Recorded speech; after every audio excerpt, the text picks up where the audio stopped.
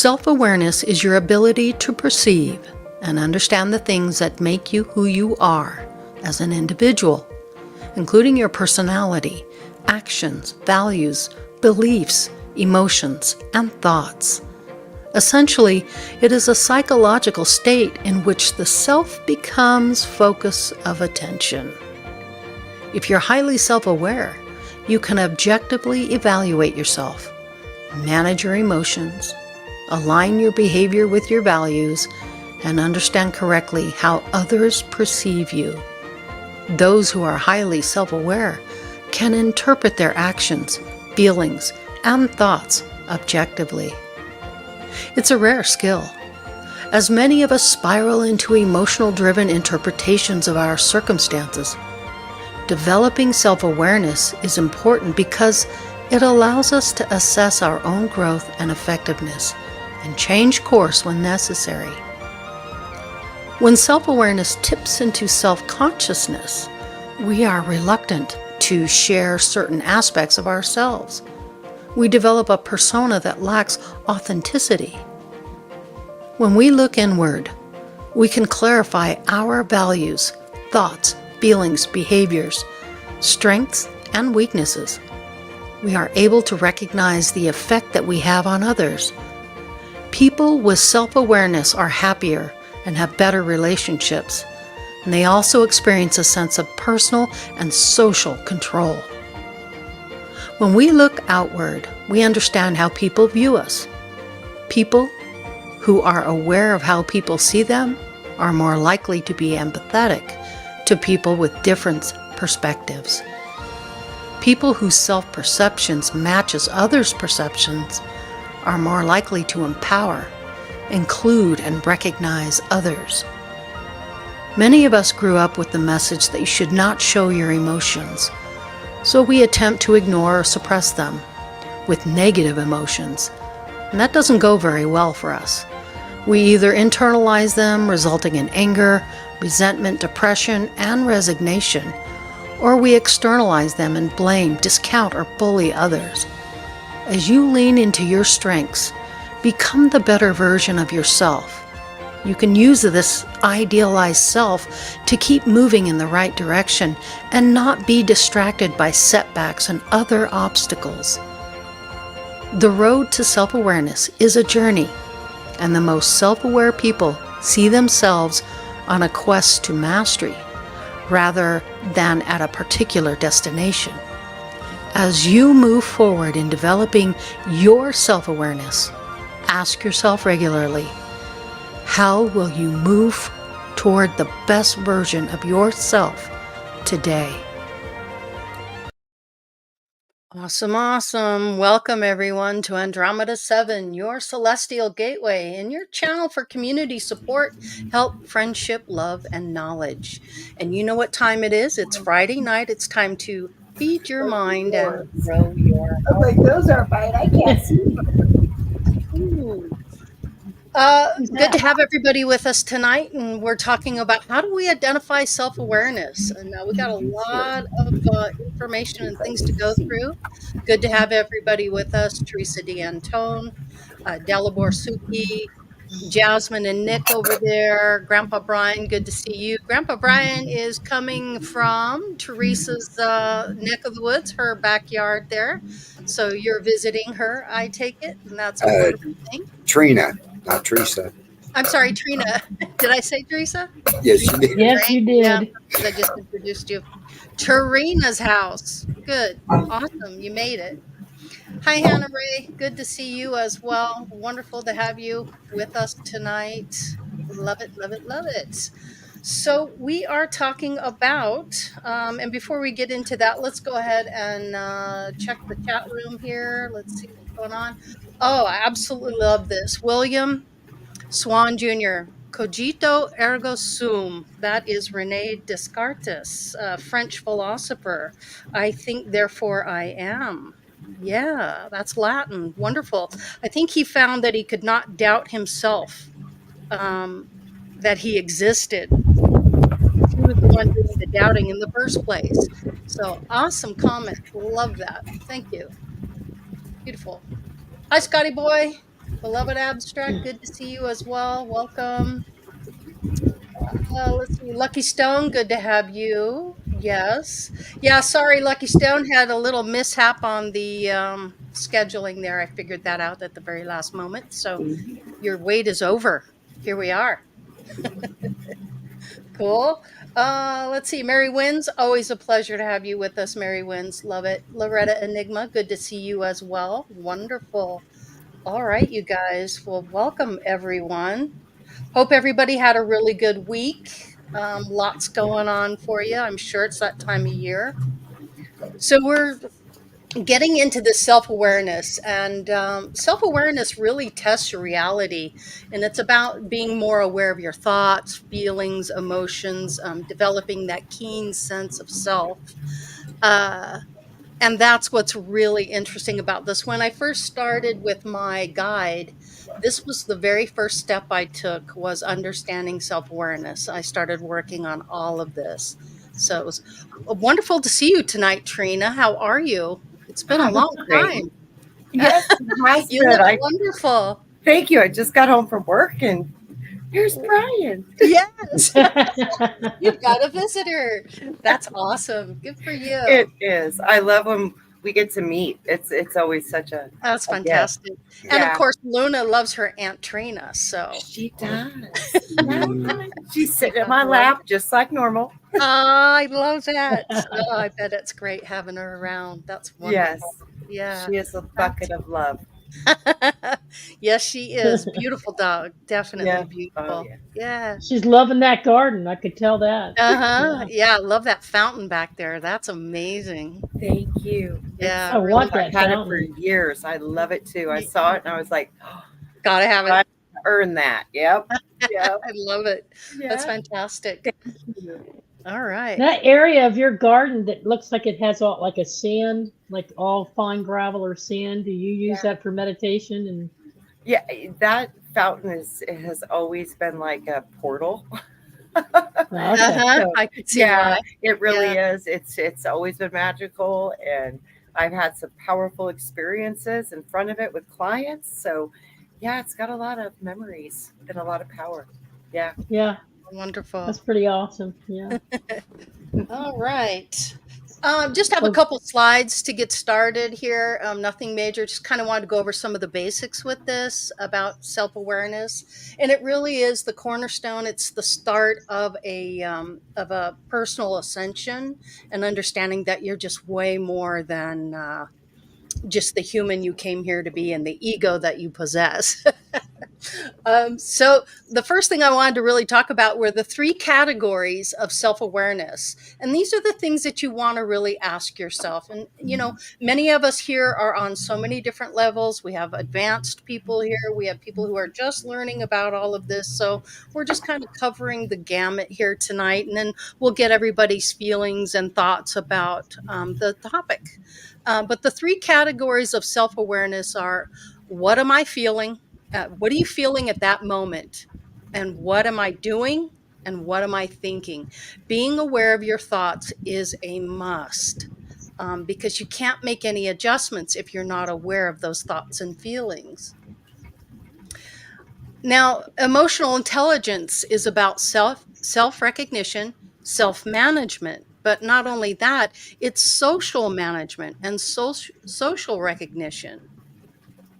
And then if you want to kind of get into this a little deeper, you get into the self-perception, self-regard, self-actualization, emotional self-awareness, self-expression, emotional expression, assertiveness, independence, stress management, flexibility, stress tolerance, optimizing that.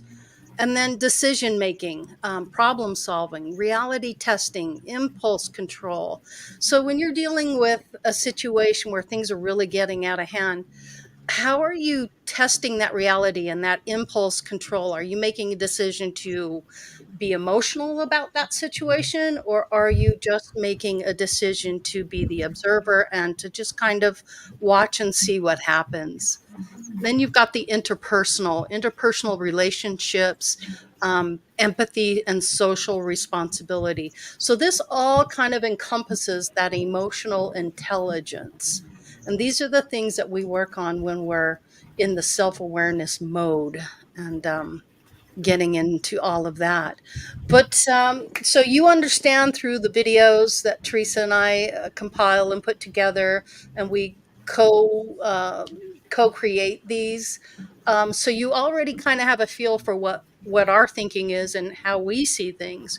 But the reason I like to bring people on is to get other people's opinions and ideas, and maybe these are the people that you'll resonate with, or you might be in that stage of your growth. And so it just kind of pulls everything in a little closer together. So, real quick, Theresa, I'll start with you. Your thoughts and feelings about self-awareness, and how did you learn to become self-aware? How did you understand what was going on in the brain?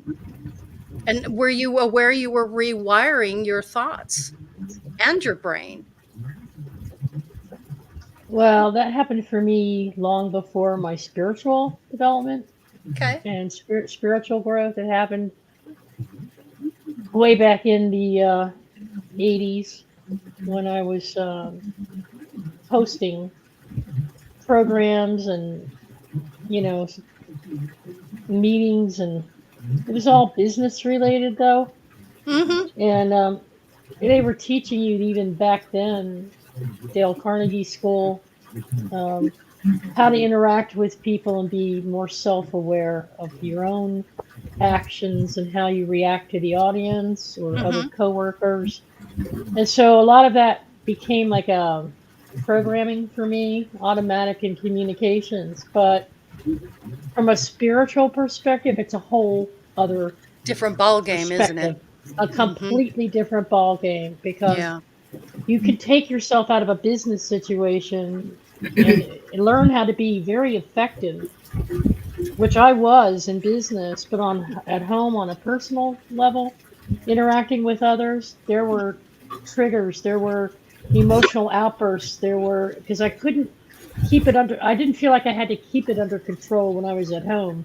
I felt like I didn't have to be in a Oh, that's a mask. good point. Mm-hmm. I didn't have to be performing. Mm-hmm. I'm free to be who I want to be in front of my friends and my family members. And so therefore, when they pissed me off, I didn't treat them like a customer or a Uh-huh. coworker. I was Mm-hmm. ready to fight back, you know. So it wasn't until I guess I started interacting with all of you, and then particularly in these past couple of years when things have gotten so intense for me on Do you, many levels, that I've developed a yeah. sense of self-check. Do you find that now, because of where you're at and all the work, the shadow work and everything that you've been doing, that you feel like you don't have to be something different now when you're at home, that you can actually apply that 24/7, so to speak?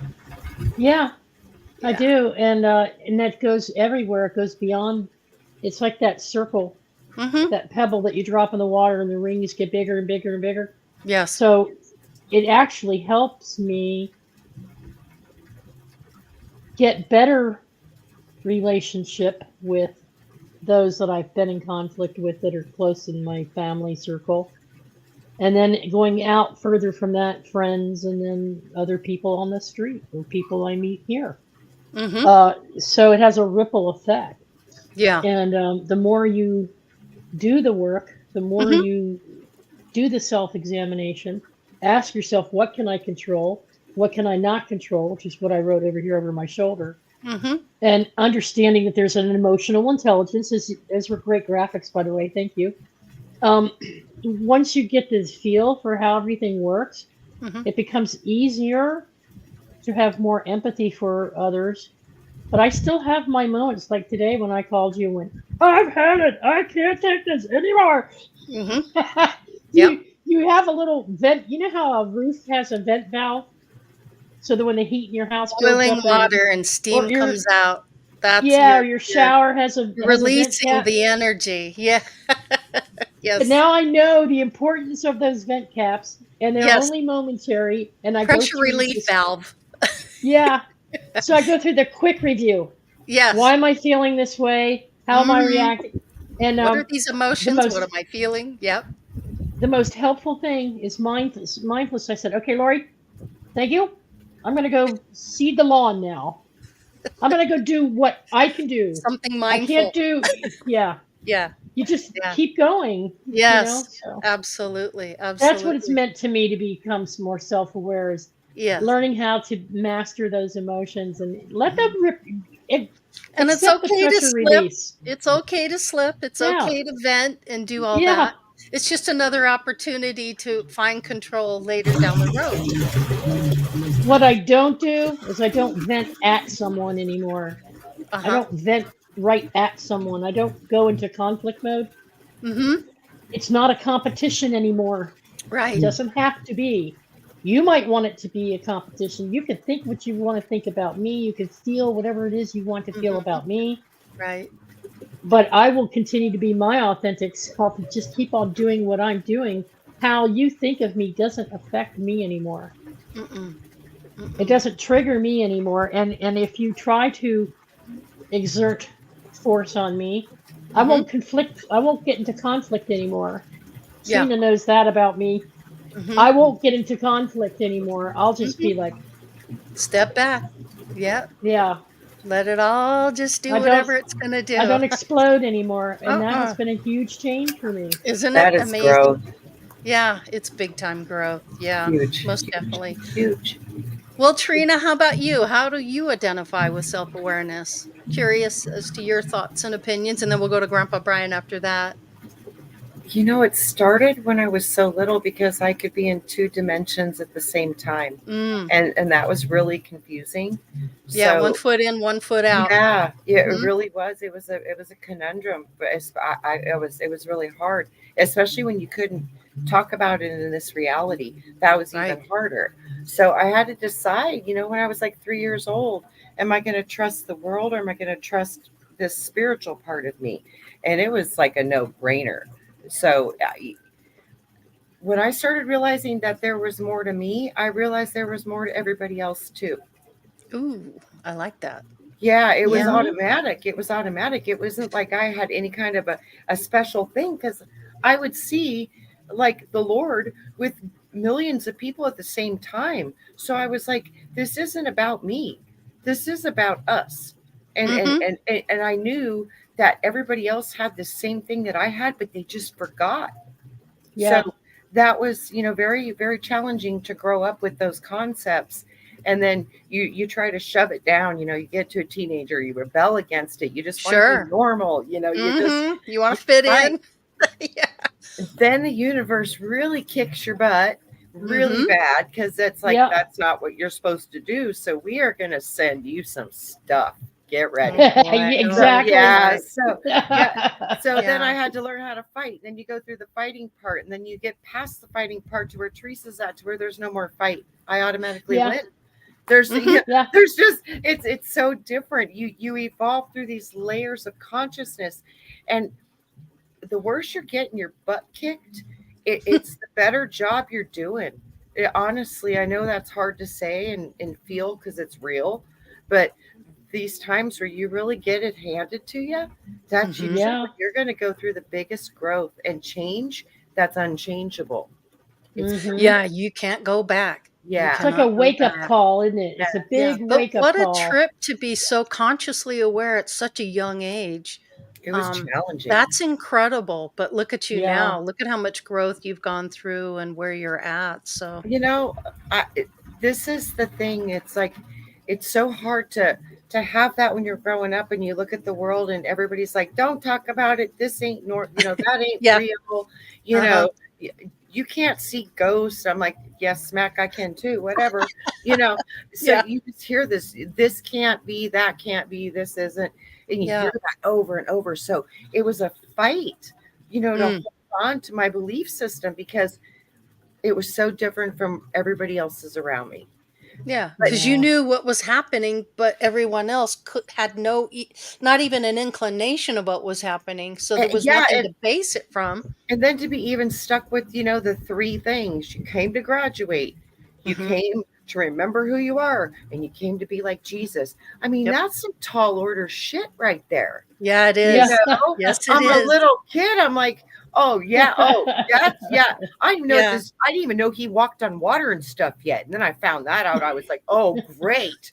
You know, I was like, that's completely off the hook, you know? Yeah. I'm like, but he's like, no, you all can do this. And Mhm. then I started doing the healing work and I started seeing people do it.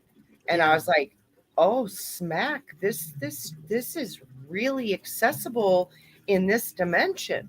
I was Mhm. like, Mhm, so mhm.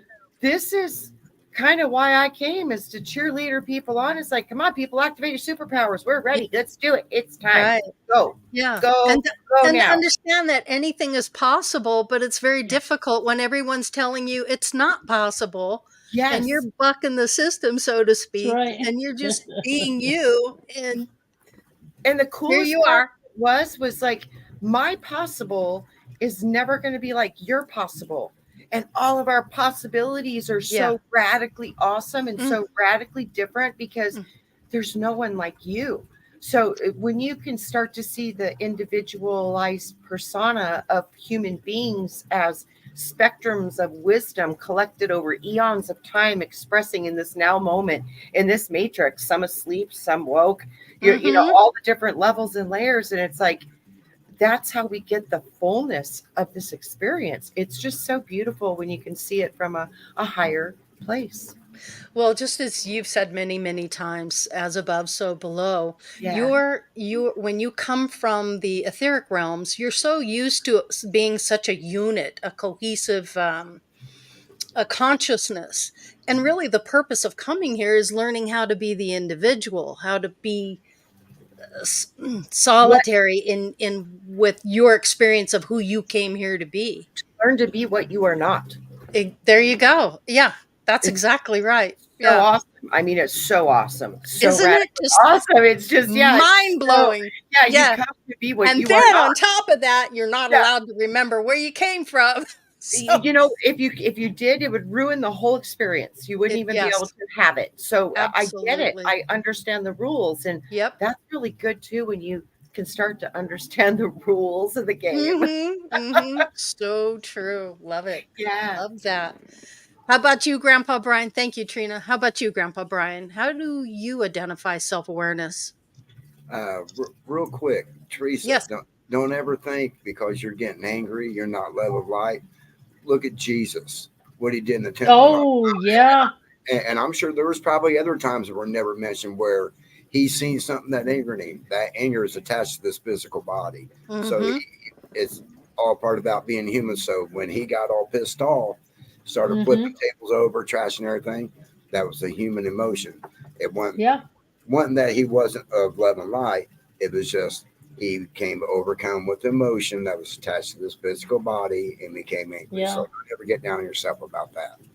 Well, I'll Because tell you one we all thing. get angry. I'll tell you one thing, Brian. You're absolutely right about that. And it took me a while to get to that point where I could accept that and not be feel shameful or guilty.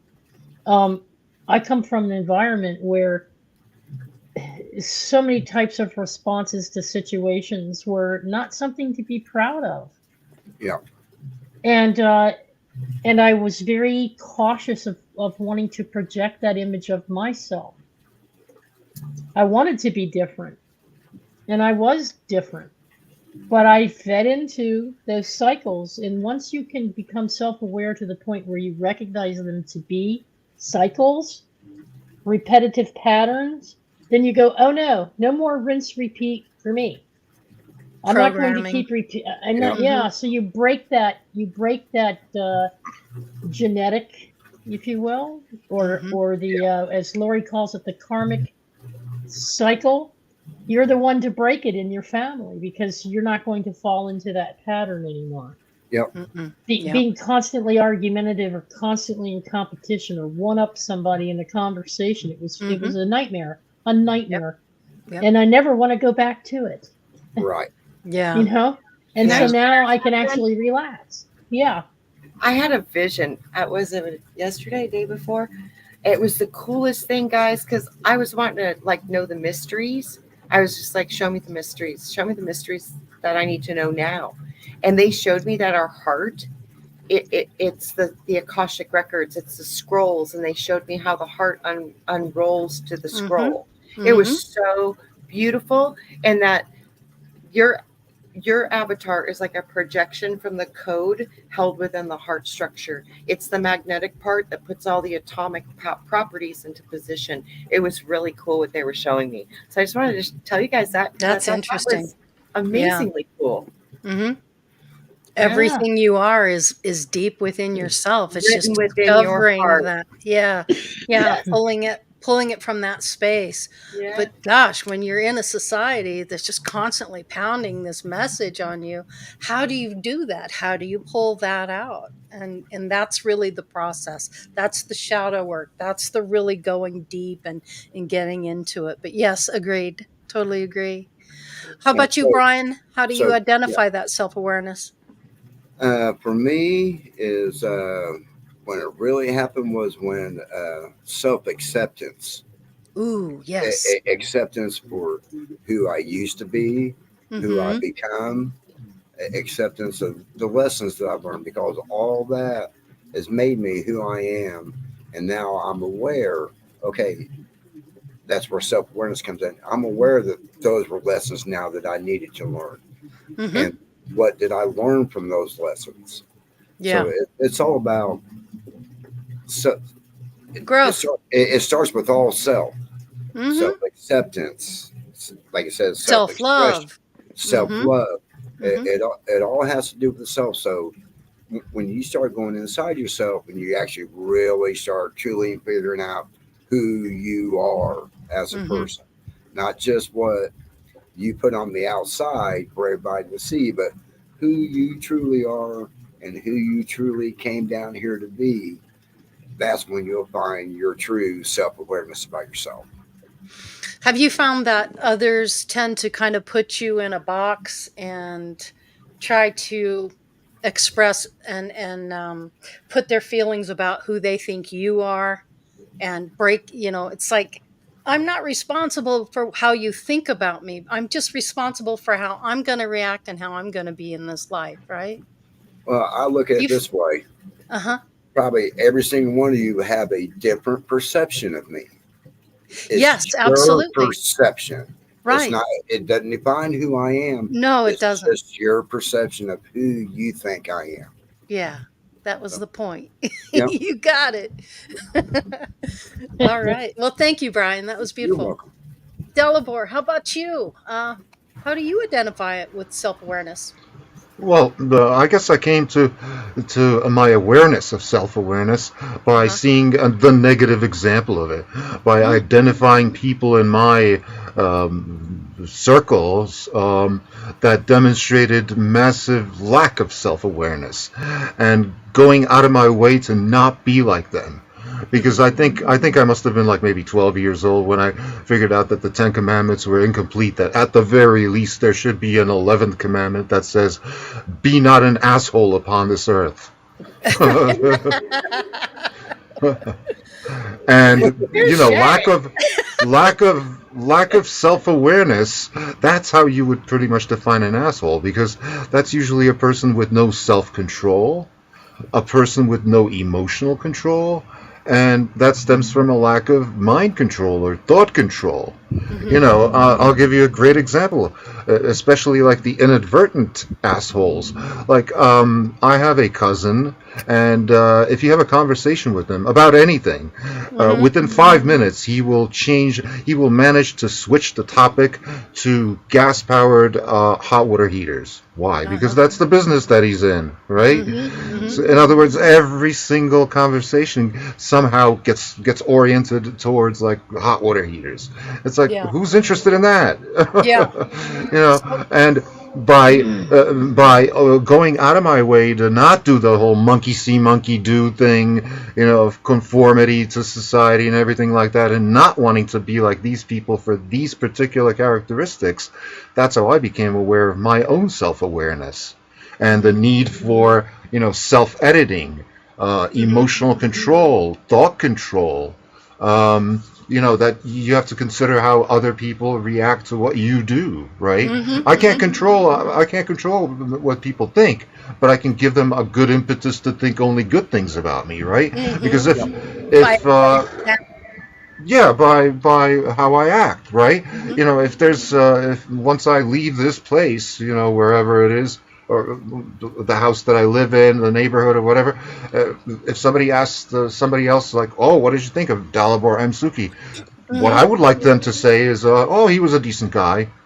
Yeah. Yeah, he was an honorable man." I don't have to Mhm. say, "Oh, he was so smart," or whatever, Yeah. or something. No, No. I couldn't care less about that. Yeah.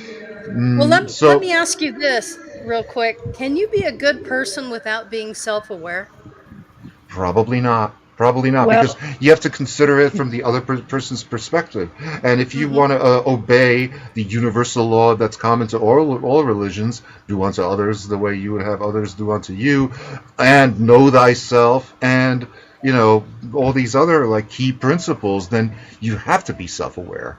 Mm-hmm. You have to consider other people's viewpoints and Yeah. attitudes. Definitely.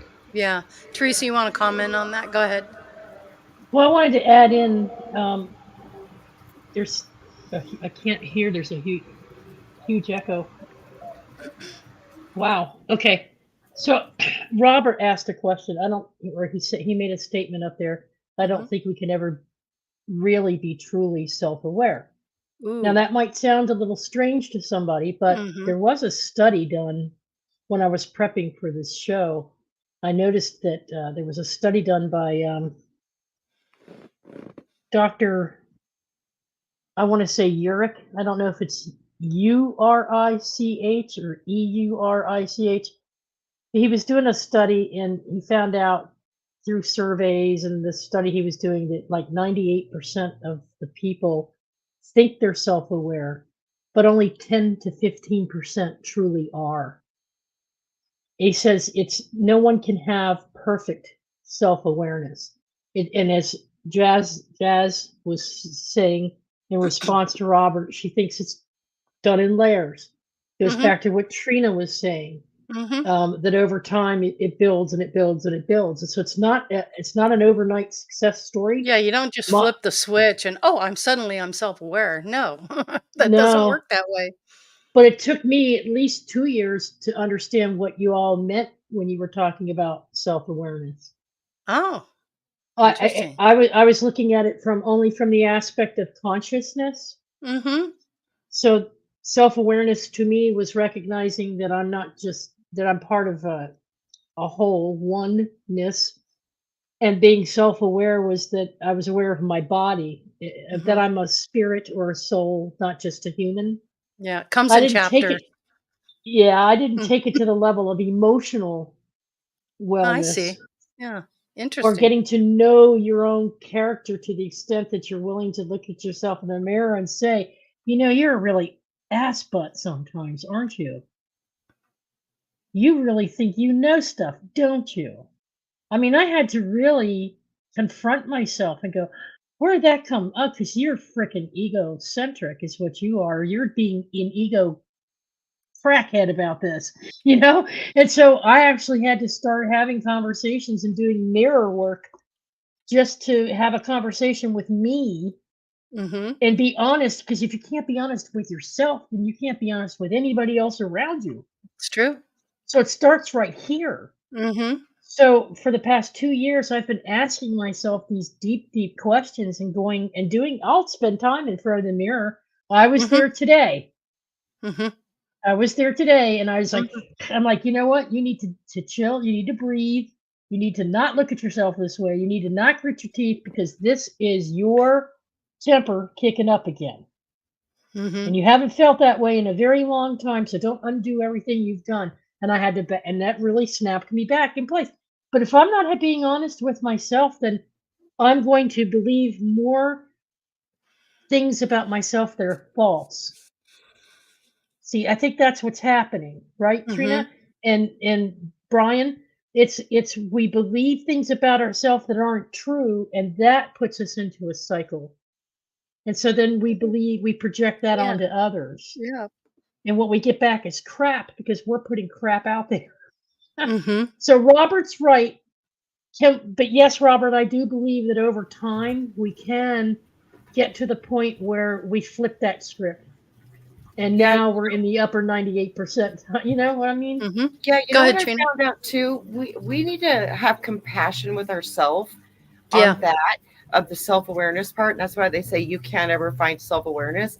The more I dig into what we are as a human body, I see that we're connected to these chakras and we're connected to these glands in our brain and our body and bacteria and fungi, and they all make you feel things. They're all giving you signals. So it's not only you. It's just not only you. There's so much more Yeah. to So much to you. unpack and Yeah, unwrap. there's so much that's not actually you. But Mhm. it's like, but to know you can choose what energy you want to be, that's mastering the field. Because Yeah. that's why we can't perceive our self-awareness, because what you are is even a human body is an antenna that's connected to so much we can't even comprehend, down to bacteria and gut operating in our stomach, making us crave food and do all this stuff and have cycles, and it's insanity. So have compassion with yourself and know there's a lot of things influencing you that Mm-hmm. are outside of you. Yeah, and passion for others, compassion for others' Yeah. paths and where they're at on their path. Yeah, totally agree with that. Amazing. Nick, what's your thoughts on self-awareness? How do you identify with self-awareness? I'm real curious. And then Jasmine after you. Okay, so for my self-awareness, it started very young. There I was, a toddler. No, it couldn't have been no older than between 1 and 2. I was watching A Land Before Time. I love dinosaurs. I love that And then show. I see my reflection You in know the, it's on now on YouTube. I'm Then I guilty. saw I my watched an episode. We grew up Then I with that saw a show. reflection in the mirror in the entertainment system, and I just started staring at myself. And then Okay. for some reason I started asking myself questions, and it just kind of trickled down from there. So more accurate question for me is how do I refine and improve self-awareness? Mhm. And I would say like 7 years ago, I started doing that. I was finding all of these different books on mentalism and stoicism and things that have to do with the mindset and blah, blah, blah, blah, blah. And I found 2 things that have stuck when it comes to self-awareness. It's what you think and the habits that you apply. Those 2 things lead to the choices you make, and the choices you make end up giving you where you are now. Mhm. So, my opinion, self-awareness has a lot to do with those things, because to master it and get what you want, these are the things that you have to practice.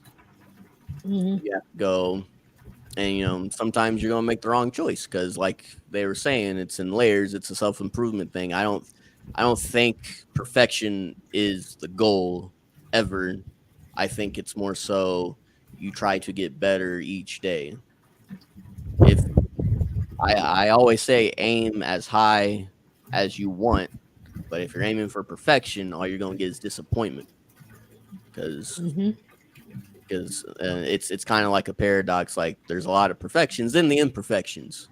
Mhm. That's the beauty of it. Variety is the spice of life. So you can't be 100% all the time. It's not part of being human. I don't even think gods are Nick, at that point. when you were younger and you were really starting to figure it out, did you ever have a moment where you said to yourself, "I am"? Did you Yeah, ever like just in your mind go, "Oh my gosh, I am"? yeah, it was kind of like that. See, a Mhm. lot of people thought I was egotistical Mhm. and Yeah. arrogant because of that. Because I always step to the beat of my own drum. Right. Like I know the even feeling. like grown-ups, like they would say Mhm. something, and like, I mean, I'm not disagreeable on everything. If it makes sense, I'm like, okay. But Yeah. other times when I thought it was foolish, I'd be like, no, I'm gonna do it this way. Mhm. And my intuition must be really strong, because I prove a lot of people wrong all the time. Not to toot my Yeah. own horn, but it's just, you can ask Jasmine. My resume doesn't lie. I love that, Nick. That's awesome. How about you? Um, Oh, did you have something else? I lost my thought. Go ahead. I'm sorry. You're I'm good. sorry. Jasmine, I'm curious. How do you identify with self-awareness? So back to that picture that you had before, the I am thinking, the feeling, doing, and thinking. I actually realized that I started doing it backwards. I started asking myself why and what am I thinking, and then to why am I doing this, and then really now in my 30s, I'm like, why am I feeling this? So that's like kind of like some of the stages or like the levels that I was mentioning before, Mm-hmm. because it started like trigger warning for me. It started like really really early. I remember I was in diapers and my mom wasn't being real nice to me. And you know, as kids, you know, the first instinct they have is to cry for their mom, and they cry for their mom. And then I remember a voice telling me, like, why are you crying for the person that's causing you this pain? And I'm like, oh, you're so right. You're so right. And then I was like, why am I doing this? And then I'd be like, why would then what am I? And then that instant, I don't know if it was like self-preservation or like whatever kicked in, but Mm-hmm. ever since then I haven't been able to stop asking why. So then I met a professor, not a professor because it was in grade school still, a science teacher. He said, keep asking why until you can't ask why no more. And so then I was like, okay, so I ran with it. And then when I got to college, then I started learning about psychology. And then they taught us the different schools of thought.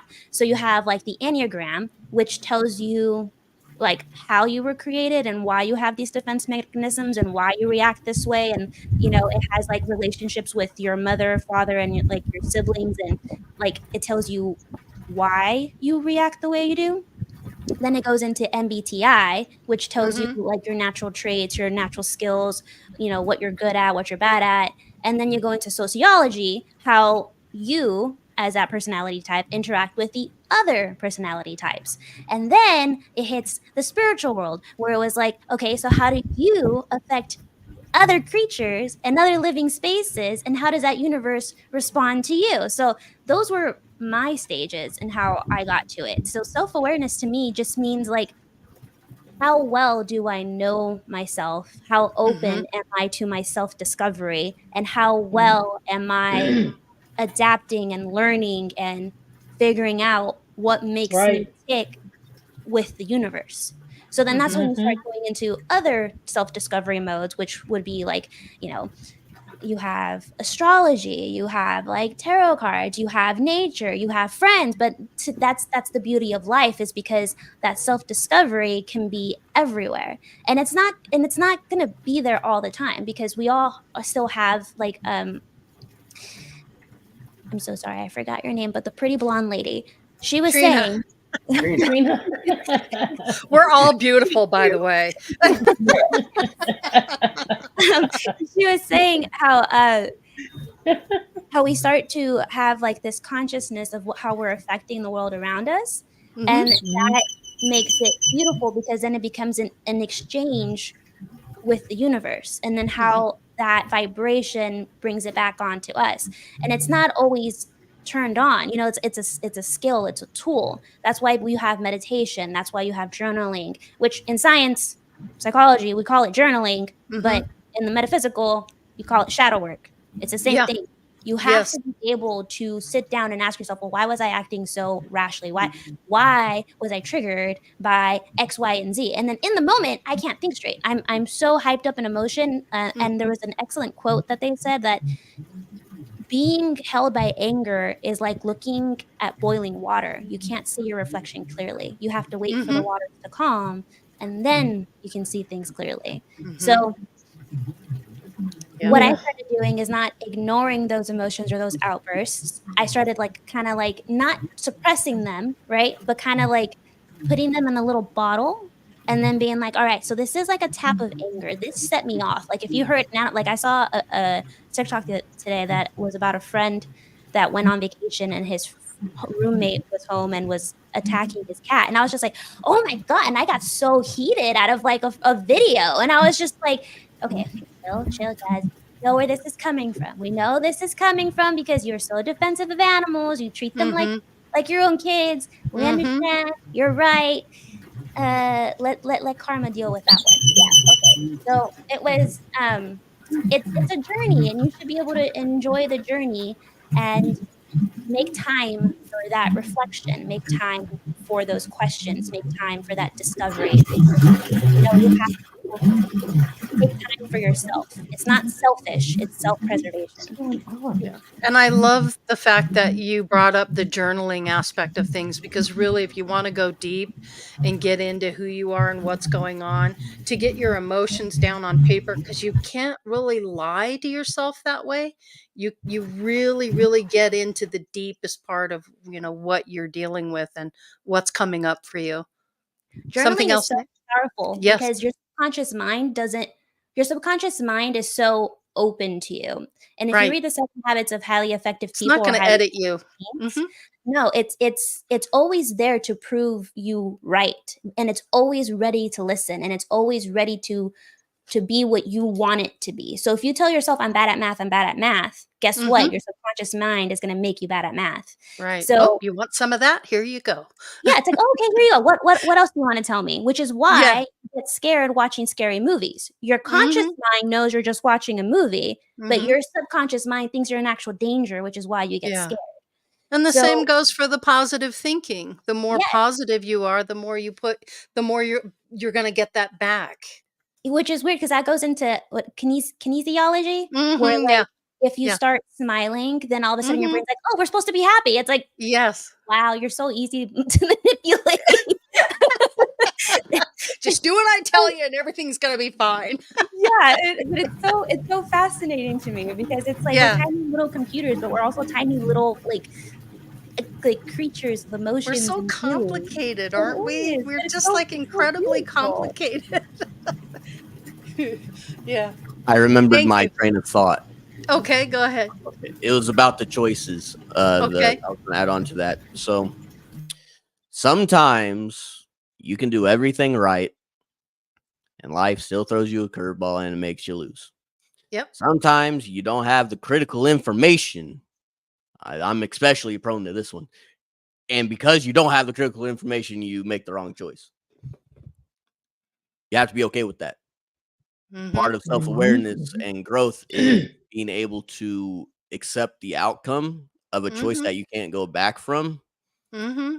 analyzing it with a clear mind instead of getting filled with fear or panic or all Hmm. those other negative emotions that will start putting you through a degradation, Yeah.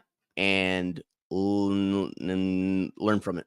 Just learn from it for And next time. also thinking about it, there's no right, there is no wrong, there just is. It's just choices that you're making.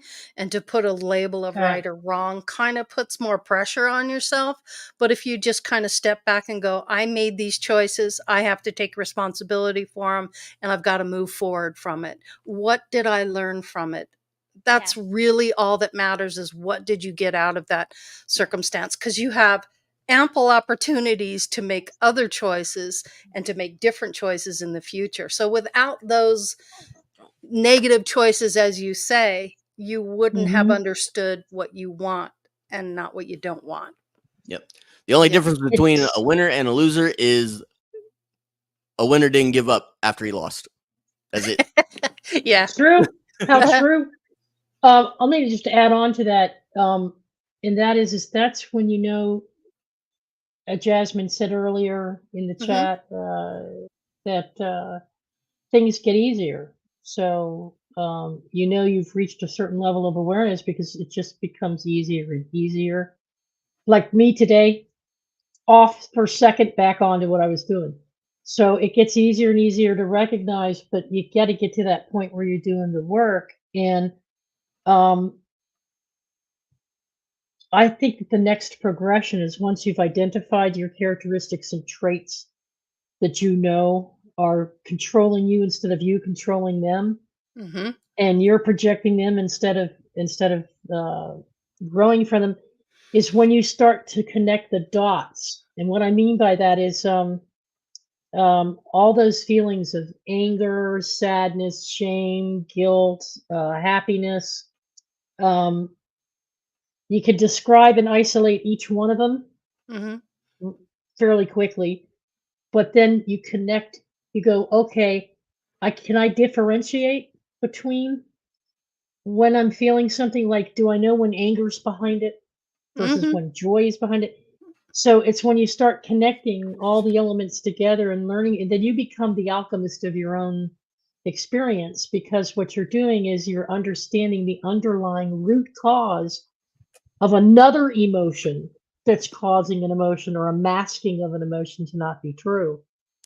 And so that's a development that takes time. That's why it takes so long to get to know yourself. And I just wanted to add that in there Hmm. because that's part of emotional maturity, is being Yeah. able to put all those pieces together and realize I need to change that, or mix a different emotion in there. So If you now could when somebody, see, I use humor a lot now to diffuse yeah, the situation. Go ahead, Laurie. if you could see emotions like colors, you could identify the colors instead of the emotion. Yeah. You know what I mean? So, uh, kind of you utilize that. Like if you're feeling happy, yellow, orange. If you're feeling mad or angry, red, or dark colors. Identify your emotions by the color, and then you kind of you look at things a little more Yeah. objectively instead of so succinctly. Jasmine, did you have a comment there, real quick? Yeah. Okay. Inside Out does a really good uh Yes, that representation of movie? that. Yeah, Yeah, yeah, Inside yeah, Out. I love that movie. It's a great Which movie. is Yeah, great. It helped Disney. me Oh, learn about yeah, yeah, emotions. it was perfect. So, Yep. but yeah, I was saying earlier that emotions are like painting. It's like when you finally go from black and white to like actually to color television. It's like, Yeah, wow, like I yeah. didn't realize it Oh could be my this. god, look at the pixels. Yeah. So true. so that so then Yeah. that's how you start to appreciate even like the negative emotions like anger, Yes. disgust, you know what I mean? Yes. They add Mhm. color. I Um totally as agree. long as it's done in a healthy way, you know what I mean? Yes. So Yeah. there's the golden rule is as long as you're not hurting yourself or hurting another person, Mhm. hey, have fun, explore, Right. be human. Like, but my thought on what Teresa was saying was more along the lines of I think people are getting lost because like some of us are more at the other stages or at the other gates. Mhm. So where it starts is you can just start as simple as why do I like pizza versus salads, you know? Just ask yourself like why do you prefer certain colors? Why do you prefer certain Mm. foods? Why do you prefer certain people? Why do you prefer, How's it you know what I making mean? you feel? Mhm. Exactly. Why are you So, making this choice? yes, Yeah. just for me it started with asking why.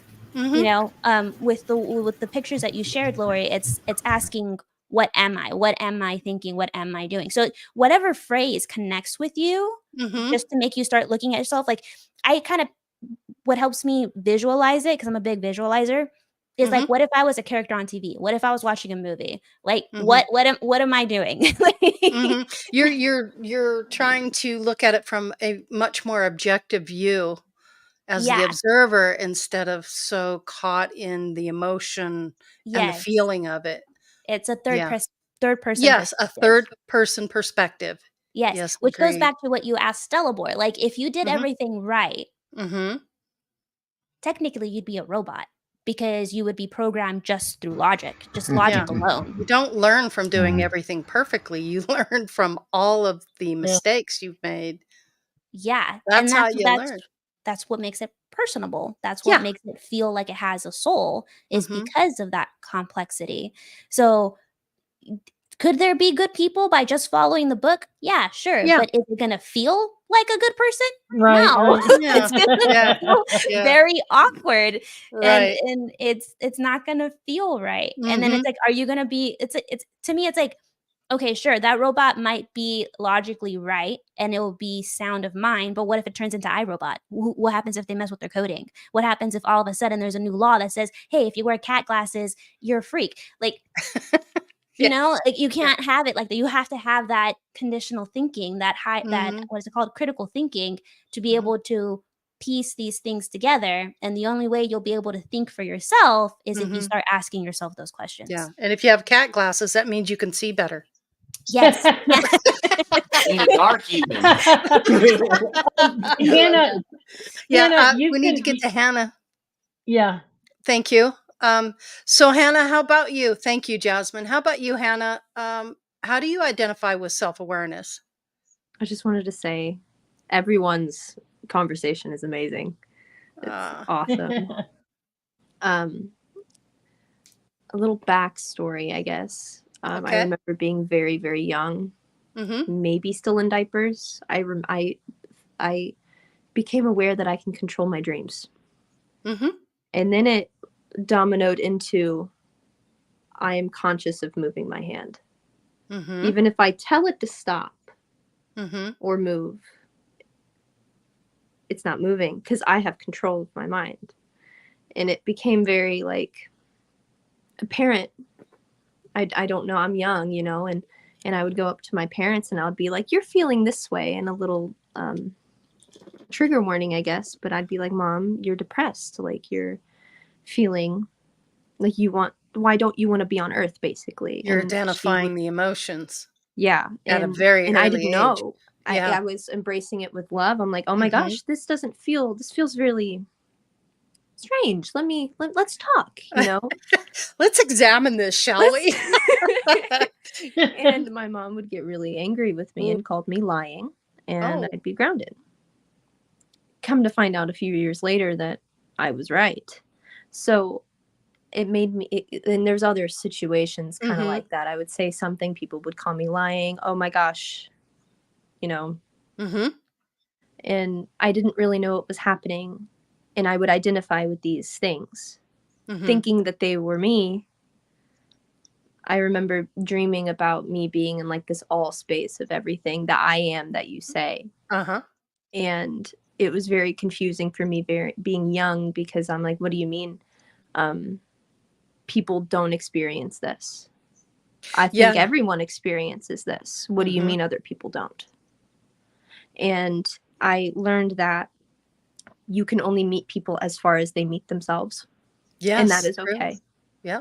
Everyone is self-aware at the level of where they're at, whatever that means. And that's where it gets into layers: emotional, intelligence, and spiritual for me. Mm-hmm. Like, you can be emotionally aware, but Mm-hmm. not spiritually aware. That's very true. You can be intellectually aware, but not emotionally aware. That's very true. And it all kind of bases off of experience, I think. And I think about the path of neuroplasticity, and it's basically it's basically in the brain that what you think, nerves will start to connect, and it takes time, but nerves will start to connect in order for you to actually embody that and believe that. And basically through neuroplasticity, through somatic things like breathing, yoga, Rewiring. thinking, The brain. rewiring. We can basically reprogram ourselves cellularly, Absolutely. genetically, Mm-hmm. to what we think and believe. So now it goes into honesty and how honest you are about your situation and experience and what you are doing to learn more. There's dialectual behavioral therapy, which a lot of people go through, and it's becoming more popular, and it's learning cognitive emotion and emotional things. I think in my experience, it's like self-awareness is how aware I am functioning in my reality as the I, meaning ego. And also the self-awareness of how aware we are interconnectedly with the whole I am definition. Both are to be balanced if you're teetering into that. And How would you tell someone how to find the balance? How do you actually find that balance when you're someone that's kind of teetering and you're not quite sure? How do you reach that level of balance? I can't tell anyone how to. I They can't. have to find it within themselves. You have to find it within themselves as their own unique being. You know, I think along with the lines of, if everyone had perfect self-awareness, I don't think there'd be any experience at all. No. It'd be downright boring, wouldn't it? Yeah, it would be like, wow, this is gonna happen You think? now. Mhm. This is gonna happen It's now. like, This well, is gonna why happen even now. And it's bother? like, oh man, the Yeah. anticipation. What's gonna change now? Yeah, You yeah, know, and yeah. Or how um, differently can I do it this time? yeah, How can I find myself this time in a different way, a different time, and a different body? I see thoughts in Trina's head. Did you want Yeah, to add anything to go that, for Trina? it, Trina. Go for it. Yeah, it's so beautiful because all the layers of consciousness. You know, I've seen miracles in healing work where other people, I've witnessed these things, and it's so spot on. It's like the trinity of consciousness. All three must agree: body, Mhm. mind, spirit. And you know, one of the greatest tools for me in discovering the roots is when have I felt like this before? The more I go into the work of how the brain is putting in trauma and memories, it Mhm. seems it's not as much about a thought as it is a feeling. So the feelings seem to be the actual map. So yeah, when you're like, when have I felt like this before? You really start to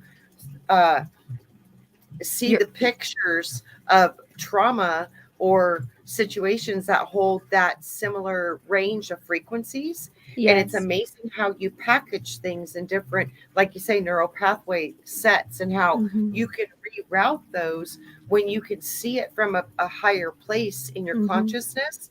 And you know, that's part of the self-awareness part. It's learning that what we think about so much of our own trauma is not actually the way it's being perceived by your higher self. And Mhm. when you can blend those two conceptions together, and the body and the mind and the spirit all agree to make a change, wow, that's when you see phenomenal healing. So I've I was had Yeah. just in to, Being on agreement the with same page. yes, yeah, Yep. these layers I've are had to, because I didn't have any adult to tell me what I was experiencing was deeply spiritual. I had to kind of learn it on my own. And so all these projections onto me, I was like a sponge. And so Mhm. when I started beginning shadow work, I wrote down all the things that I thought I was good and bad, and all the things that I didn't think I was good and bad. And I realized, oh my God, I'm all of it. yes. and then I took it a step further. I was like, everyone that I'm seeing, it's just like how I'm perceiving them is a reflection of me. Of me. Yes. And to be Mhm. so honest about even negative experiences, I Yeah. would give myself that permission to kind of like, okay, what is my ego saying when in the middle of my shadow work? And then I would take a second and be like, yeah, everything I fucking said, or sorry, everything I said. I'm so Yes. passionate. Everything No, I it's all said, good. It's all good. We're all everything I adults here. said is me. Mhm. And to really face that, okay, so if I saw this person as blank, blank, blank, okay, why do I feel this way in Mhm. myself? And then all the emotions would come up, and the shame and the guilt and the projection of, oh, this is an illusion, this is a lie. And I'm just like dominoing it on Seeing this. yourself and others. Yeah. And Mhm. it's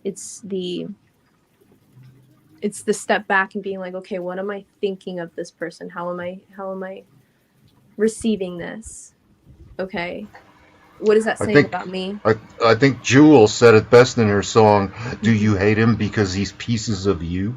Mm. Right?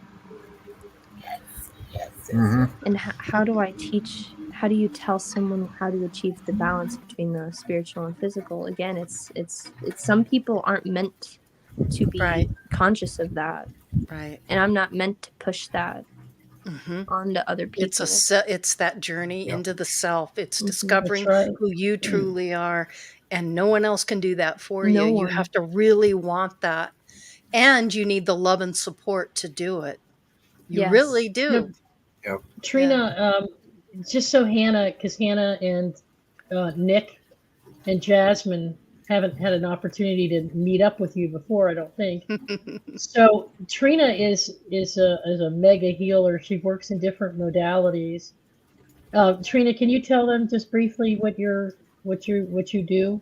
Well, it started when I got my first chiropractic adjustment at 9 years old, and I stood up and said, "You know, I can do that, right?"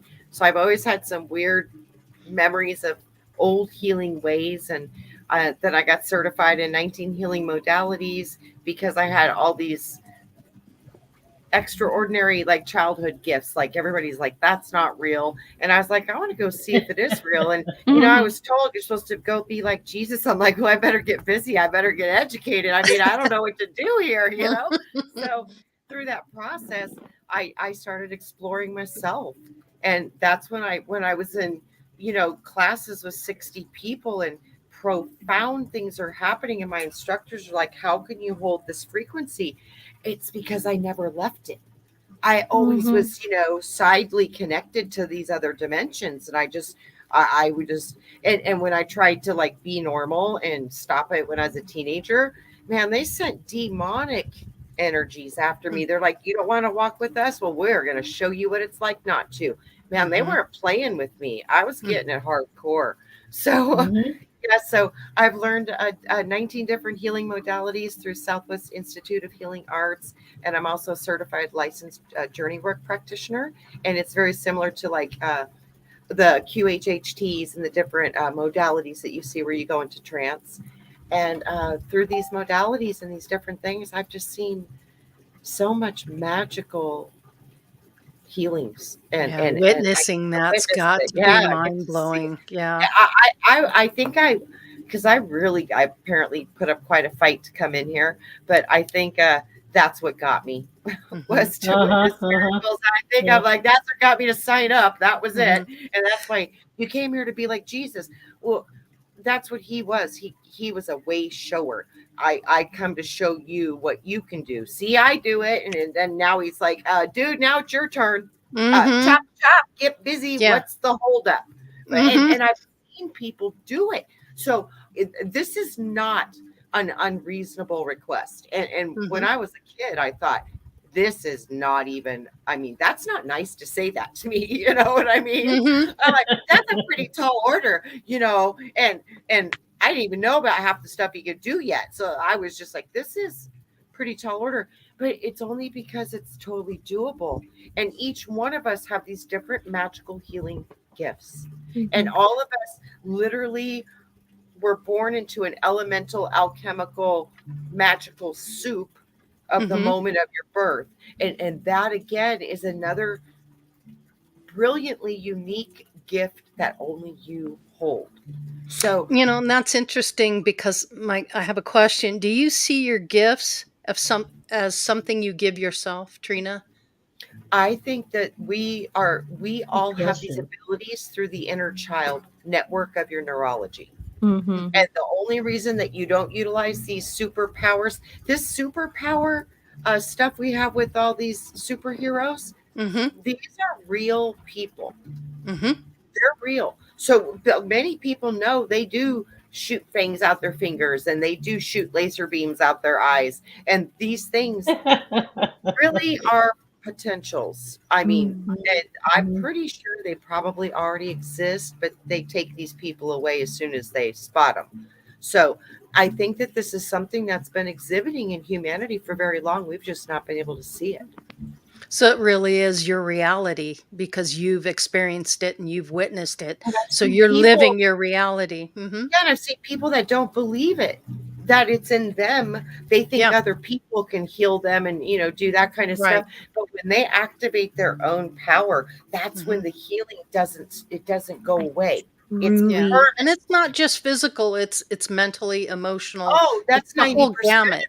Yeah, 90% of it is the emotional battle. Like I said, you have to get through the feeling process because the feeling is what maps the body, and it maps it in the physical. Yeah, it maps it in the fascia of the body. It maps it in the neural pathways in the body. So to reroute your consciousness, you literally have to see it from a different mind that it was currently in before.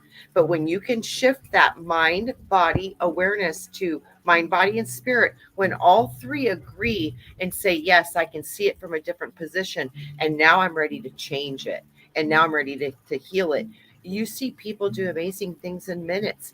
I was showing Brian a video of Greg Braden, and he went to this place, and they dissolved a tumor lifetime with an ultrasound on TV.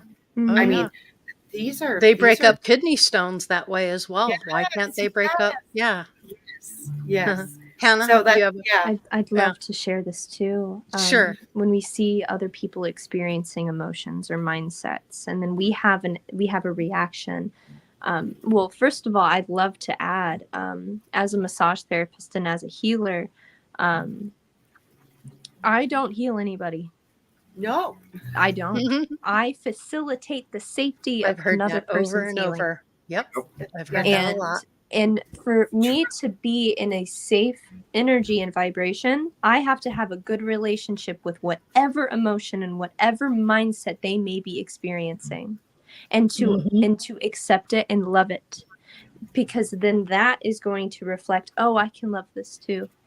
I can let this go. I can give permission to let this go. And having that faith in, like, you are loved no matter where you're at, is the safety that I think everyone would love to experience and have and need, and to just give themselves that permission of, like, I love myself and I am being honest about this emotion and I don't want to have it anymore, mind, body, spiritually.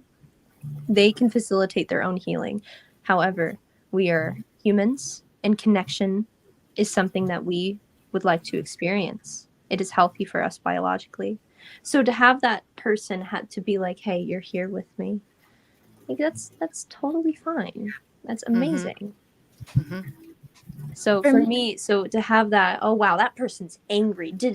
I'm having maybe not the healthiest response sometimes, I don't know, to that experience. Say someone's coming to me for healing and I'm like, ooh, you shouldn't feel that. I'm just projecting that I have a bad reaction to that emotion. And I'm not accepting that within myself, which is in turn not giving them the space To be who they're going to to be who they are. who they choose to be. Yeah. Totally makes sense. Yeah. Fascinating discussion, you guys. This is just incredible.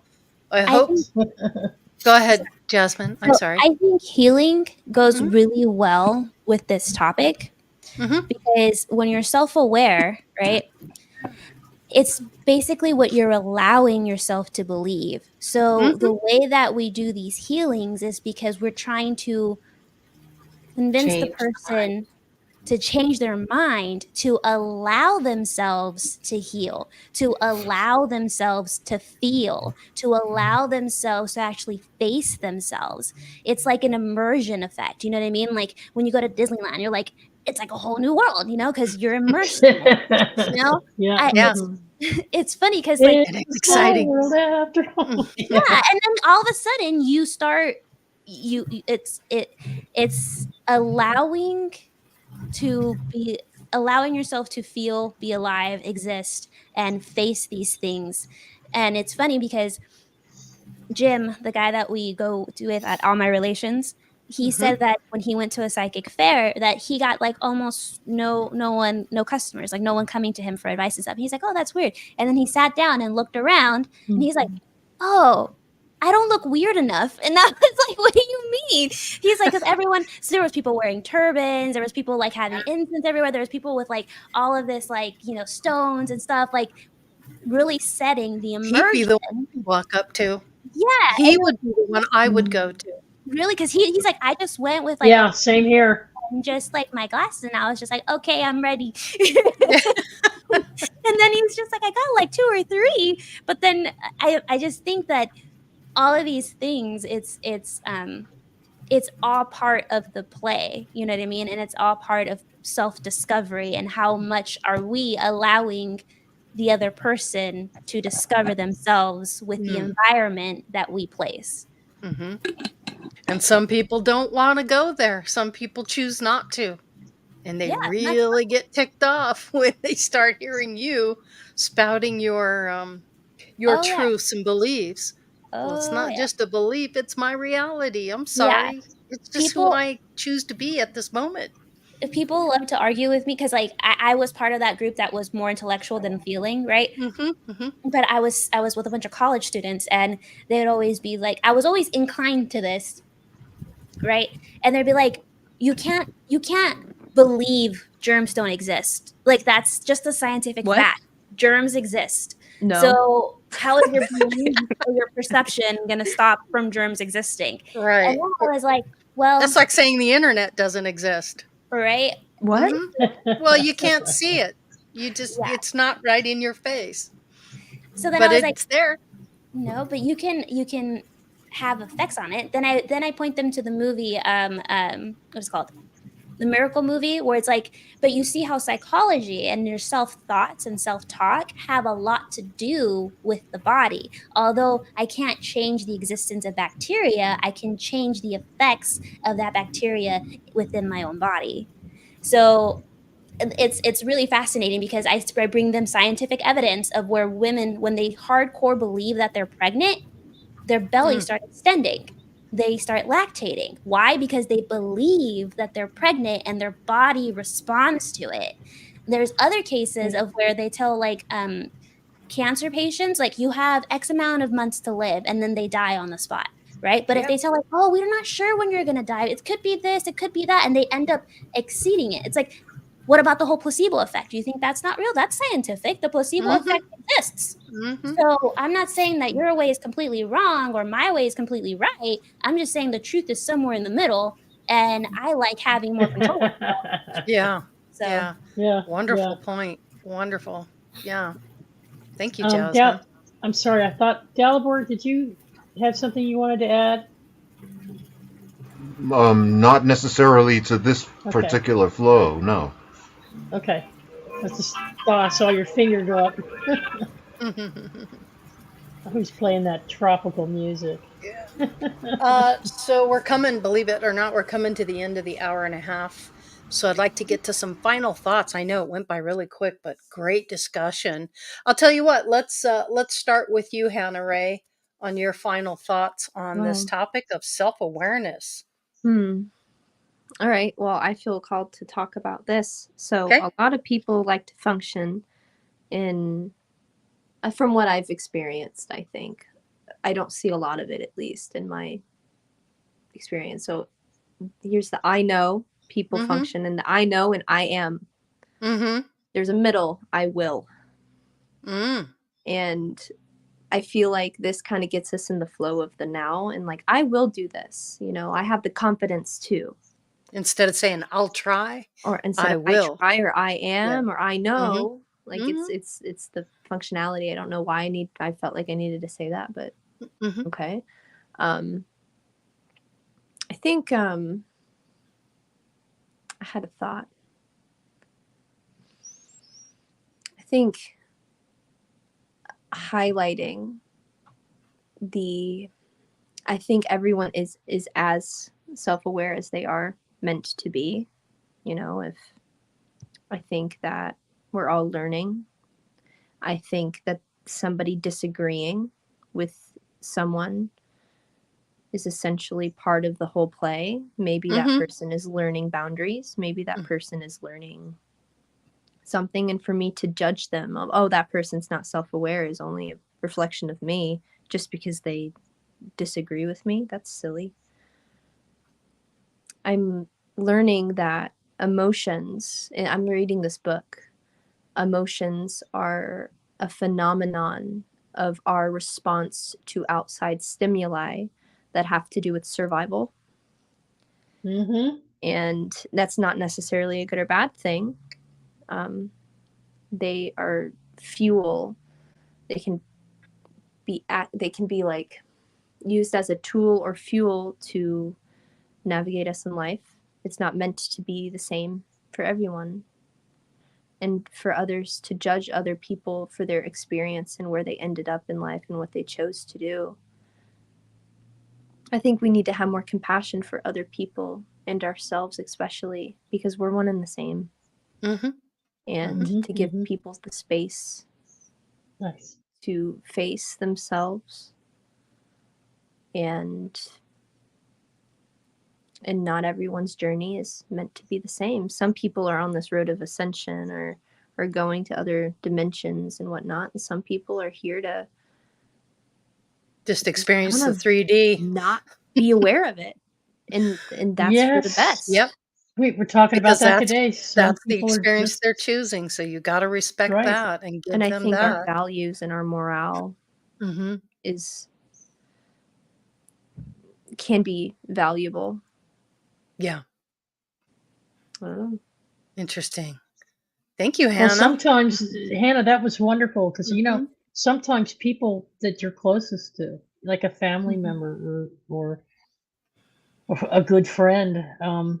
sometimes they've been put in front of you as part of that agreement, that soul agreement, Yeah. and so that you can see reflections back to what you want to work on or what you need to accomplish while And those are you're here. gifts. And Mhm. yes, those are gifts, and so that's their only purpose. I mean, not their only purpose, but their purpose might not to be on this same journey of self-awareness or Yeah. Mhm. Just yeah, But the and fact respect that because they others' showed up in journey. your life, the Mhm. fact that they Yeah. showed up, hey, here, Mhm. that is yeah, your bestest friend. I Yep. don't, maybe my yeah, perception Get the is most like, out of those relationships. because I Yes. can have relationships that feel good all the time, but am I really going anywhere without that humbleness moment of, oh, I'm ever changing by the second and I'm Mhm. never the same? Who's gonna humble me if I need to be humbled? Who's Mhm. gonna be like, hey, Hannah, you got a little too comfortable there. Did we fix this? Mhm. And it's okay if yes, it's okay if not. And Mhm. 'Cause you have or- infinity to figure it out, don't you? yeah. Do we ever figure it Don't out? get it this time. You can work on that next time. Yeah. Do we ever figure? And I feel like that's what a lot of people like, the concept of enlightenment, Mhm. and enlightenment is still a concept that I'm intrigued by and what it is exactly and etc. I think just the awareness of love and that you are Yeah. and I am. Mhm. It's simple. I don't think that I don't know. Anyway. Yeah. It's a lot to digest, isn't it? Trina, Brian, final thoughts. Thank you, Hannah Ray. Thank you. Hey, Trina. Final Yeah, thoughts. when I look at self-awareness, I love to look and reflect at what I learned through healing. And the first things that you do when you bring somebody into your table or wherever you're doing it is they call it, setting the fulcrums. You want to set the energy. And the first thing you want to do is find something about that person that you fall in love with, even if it's the color of their pants. Just find something about them that you resonate with. And then the next thing is what she was talking about, Hannah, was the holding of the space. You set and you hold the space for them. You're like, I'm here to support you. I'm here to hold the frequencies and serve as your antenna to help guide and facilitate these energies, to wake you and shake you out of your consciousness, to help your mind go into a new plane of existence. And then the last thing was set the fulcrums. So you find something you like about them. Then I just lost my dang train of thought. I hate when that happens, but there's three things. So those three things that I want to do when I want to go to work on somebody to heal with them is hold space for them, find something about them that resonates with me, and build a frequency of connection. And Yeah, that's the like a resonance. trust, you mean? Like a Yes, trust? yes, Mhm. resonance. Yeah, you want Mhm. to put rapport and resonance with the Okay. person you're working with. Mhm. I found that when I could learn to do that for myself through self-awareness, Yeah. that's when I could do the greatest movement with my own shifting in my consciousness and my Wow. physical body to respond. Ah, It's like, I'm going to do for you what I do for others. yeah, And Mm. you know what I mean? And it's really powerful when you come to that balancing, because you realize that you are that powerful to do for yourself what you can intention and want for other people. You yes. can do it for yourself. And it's the same process of learning to build relationship with somebody you may not even ever have met before, to invoke and help them facilitate their healing properties. You do the same thing for yourself. You go pretty far. Yeah. Beautiful. Well said. Thank you, Trina. Grandpa Brian, final thoughts for you? For me, it's more about realization. Uh-huh. Realization that I am more than just this meat puppet. Realization I love that that term. I've had many past lives, and I've done these before. The realization that I do have lessons to be learned, and have I learned from those lessons? All those realizations help me become aware of myself, knowing that there's more to this aspect of me than what is right here, right now in front of you. Mm-hmm. Much broader you. There's a much broader you there to Yes. discover. Yes. Mm-hmm. Wonderful. Wonderful. Nick, Jasmine, final thoughts for you too? Thank you, Brian. My pleasure.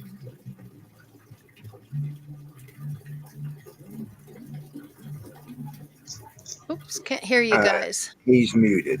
Yep, cannot hear you. There we go. My bad. Sorry. It's all good. It was so my final thoughts is Scotty mentioned this earlier, self-honesty. These questions won't really serve you if you're not honest with yourself. You have to Good be able point. to look in the mirror and say, Mhm. hey, yeah, you know what, this is kind of out of place. I gotta, kind of change that. And it's fine to be yourself as long as you're not hurting yourself and as long as you're not hurting others. I think still respecting life is a big thing. And then also putting into perspective of live and let live, But there's also another thing that I wanted to mention about judgment. Everything is in balance, right? Everything in excess is bad. You can have too many donuts and it's bad for you. You can have too much water and you'll drink it. Everything is in balance. Okay. So when we say judgment or your better judgment, it's not in a closed-minded fashion, because too much judgment will keep you closed-minded and won't let your mind explore new possibilities or other realities. Not enough judgment leaves you very manipulative. You can be swayed either way. You won't have an identity. You will go with the flow too much, and you won't know what you stand for because you're standing on sand. You're standing on quicksand. You don't have a foundation. So having enough judgment for yourself and honesty for yourself to build a character that can actually stand on solid ground. I think once you start building your character, you're going to have a lot of fun because even if you don't like where you are right now, you're still alive. You have an Start that opportunity to redemption arc. change it. Yeah. Yes, even if you've had mistakes in the past, face them. Do what you can to rectify them. But what's stopping you from starting your redemption arc? Everybody loves redemption. When the villain starts turning into the hero, like Zuko from the Avatar, if you guys ever seen that show, but yes, it happens. And to me, it's like nothing's over until you're dead. And even when you're dead, you have your next lifetime. So really, the only thing that's stopping you is you. So how long are you going to be the oppressor in your own story? When are you going to start building yourself up? So that's my final thought. Okay. Find the character that you want to be and start building it. There you go. There you go. Anna has a thought about this real quick, and then we'll come to you, Nick. I had a conversation with somebody, and basically we were talking about what Jasmine was saying, and he goes, well said, you know Jasmine. what? Very well said. And he went, you know what? I didn't know that I was operating in such a way until someone called me out. And that goes with self-awareness. Some people in the ego do very, very nicely. Sometimes the ego tricks you and it thinks that it's doing something, but it's actually not. Like, oh, I am a great person here. And your actions are a bit questionable. And integrity's a little, really? And he's like, yeah, I didn't know that I was mean until someone called me out and used their own perception of that. And they said, my family, we normalized it until I went out, they made friends. And I'm saying I, but I'm talking as if I'm him. And someone who blatantly saw that it was not normal, whatever that means, says, hey, you're making me feel this way. Stop. And he's like, what do you mean? And then a few days later, he's like, oh my God, I was. So it's kind of like, okay, we can, for us, if someone's like projecting those nasty things at us, we're like, wow, that's them, da da da da da. And we remove You see ourselves from it so conflict. differently, yeah. Mm-hmm. But sometimes that conflict helps people Mm-hmm. when they're available to receive that. Like, hey, you're treating me like this. Are you aware of that? Mm-hmm. Like, I don't like that. And Yeah. you're setting your boundary or your self-respect. And you Mhm. can walk away, or you can be like, yo, you're doing this. And it helps people. And yeah, I just wanted to say that. Don't be afraid I to love tell this. people if mean. Yeah, Loretta Enigma said this. My ego doesn't like to be called out for sure. I think it's time to trim her hair. That's cute. I like it. I liked it. Thank you, Hannah. All right, back to you, Nick, on the final thoughts. Okay, through my studies, I have come to a conclusion in a lot of different cultures that all talk about a similar topic, and that is the whole light and dark concept. I personally feel like in this reality, it is a core lesson that everyone has to figure out, and it has a lot to do with self-awareness. Why? Because every person, I don't care how much of a saint you are, I don't care how much of a I already agree. I don't know what he's going to say there. I don't care how much of a saint you are. I don't care if you're like the Antichrist. You have both light and dark aspects to I yourself, agree. and to rise above that, you have to accept both. Yes. Mhm, mhm. Accept your bad side and your good side. Yes. Yeah. Look at it subjectively Mhm. and master it. Yeah. Once you start doing stuff like that, then you can start transmuting your bad habits into good ones. You are Hitler and all of the people he murdered. Oh, Ugh. I mean, That is me. That is if- me. That if- is me. if everything is unity, that's True. Mhm. not true and true at the same time. It is, yeah, that's right. Yeah.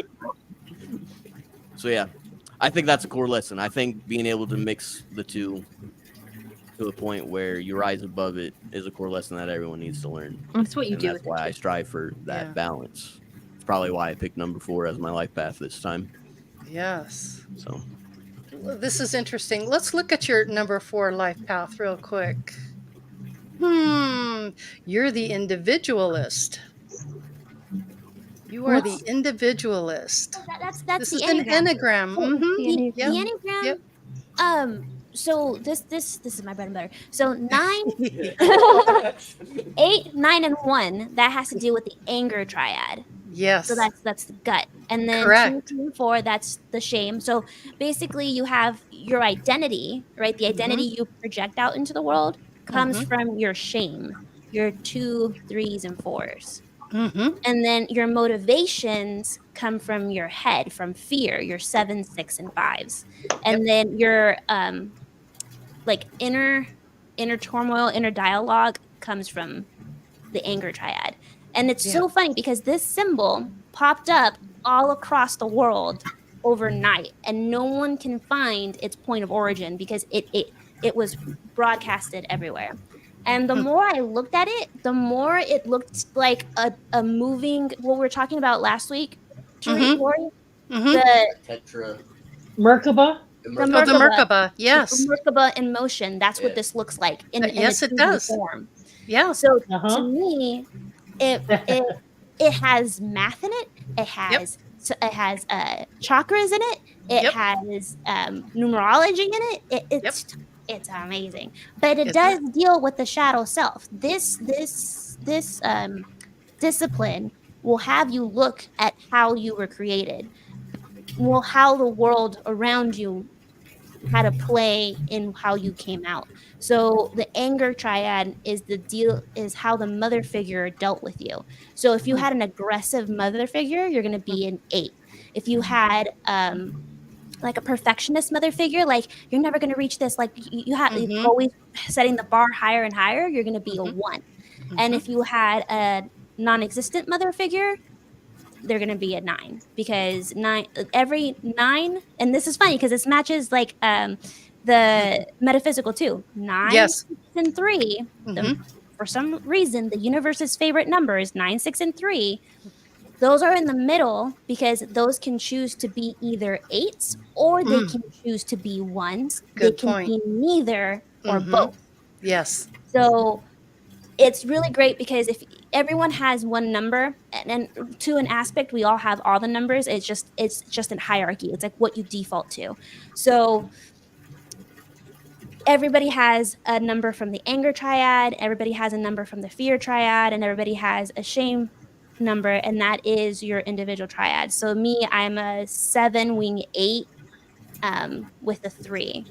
And it's so fascinating. And again, it does deal with your shadow aspect, so you might have to run in through some dark days because it has you face, because no one came from a perfect childhood, to be honest. Everybody came with some quirks. Everybody had some things that had to deal that wasn't exactly perfect.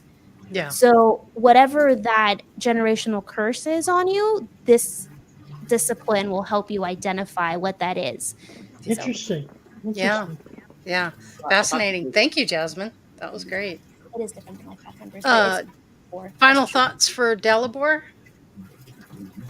Um, okay, optimal self-awareness. Okay. There is such a thing as having too much self-awareness, right? There is such a thing as having too little self-awareness.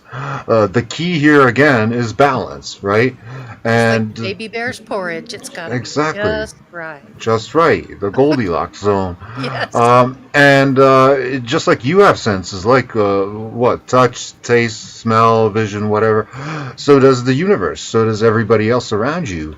So you have to take into consideration not just what you're seeing and what you're hearing and what you're smelling, but how does society smell you? How does society hear you?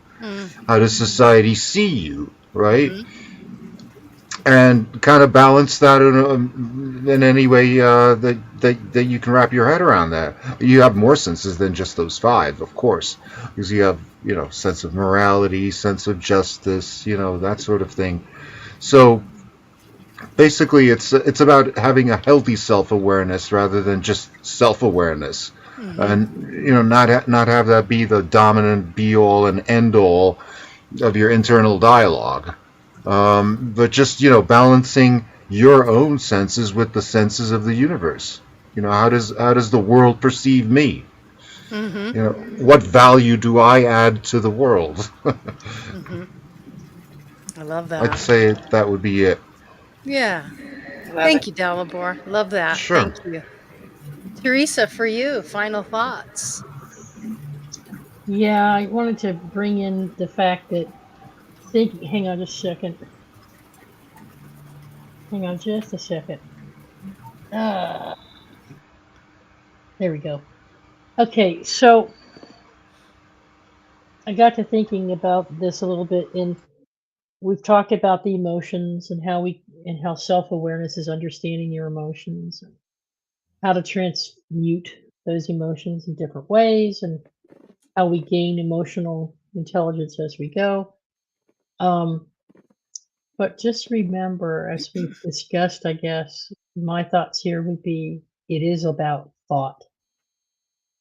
It's all in your mind, how you think, see, perceive things around you, and your relationship to those things around you, your awareness, your creation, your frame, as we talked about last week, your frame of existence, what you came here to be and experience. Everything is through your thought.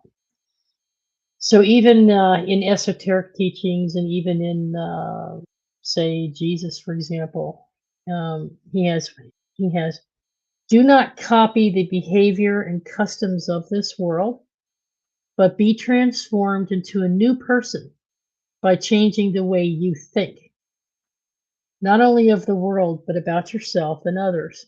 Then you will learn to know through your will which is good, pleasing, and perfect. All right. And he has another one, take every thought captive. In 2 Corinthians, it comes from there. But the esoteric meaning is that Christ's spirit is in Jesus as he's teaching. He's actually saying that our intents should be to demolish arguments and every pretension that sets itself up against the knowledge of the greater good, and that we take captive every thought to ensure that we are following the spirit of creation and natural law.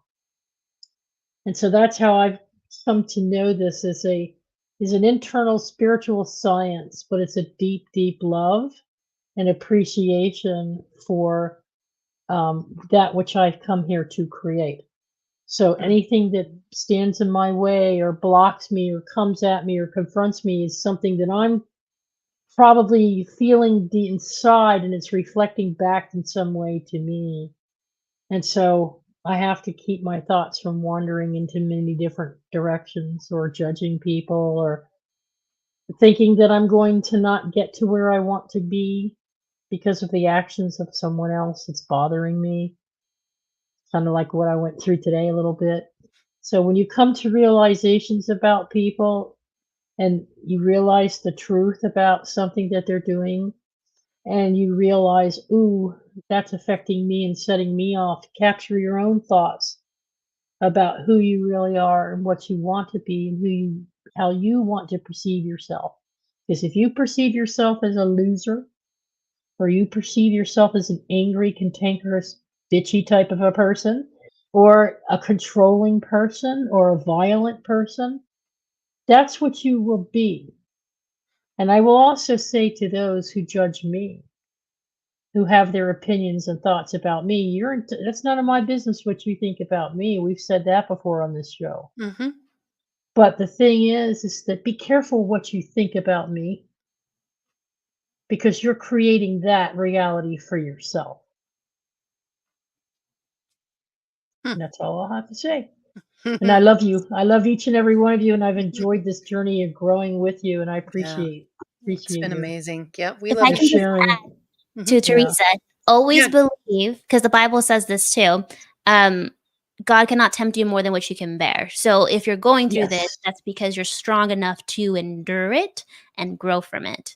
Mhm. So always believe Yeah. that the universe is working for you. It's Mhm. always Yeah. for your highest and best. As long as Yeah. you truly believe that, you'll be able to see the silver lining, and you'll be able to see the beauty, or at least the lesson at the very least, to move forward. So always believe that the universe is working with you and for Thank you, Jasmine. Absolutely. Wonderful, Jasmine. You Wonderful. might not be able to do it when you're going through it at Yeah. that second.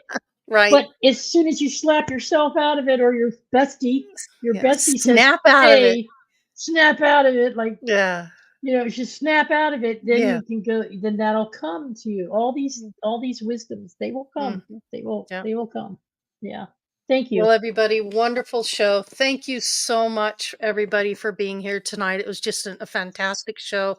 Lots of information. I hope everybody at home watching, the commenters, people in the chat room, I hope you all enjoyed this. We sure did love bringing this to you and talking about it, discussing it. So thank you for your participation as well. So Good to see you, Trina. Yes, good to see you. It's Yes, been a long me too. time. Yeah, So love good to seeing see you. you all. Yeah, thank you for being here Thank you tonight. for It was a having real me. treat. Mhm. Yeah, Oh, thank real you for treat. having me. Yeah, Oh, pleasure. wonderful. Yeah. Cool. Yeah, All right. we told Brian to throw a net over you. I was just racing to get home from work, Yeah, just and we kidding, know how just kidding. hard that is for you on Fridays. know, It really is. we But know. thank you for making Yep. the time. Yes, We you're really, welcome. really love you and appreciate Thank you. you. All yes, great All love right. and respect. Yes. All right, All right. everybody, have a wonderful week. A great weekend. Do something nice for yourself and for someone else. And choose love, and the rest is cake. Love it when she says that. Let them eat cake.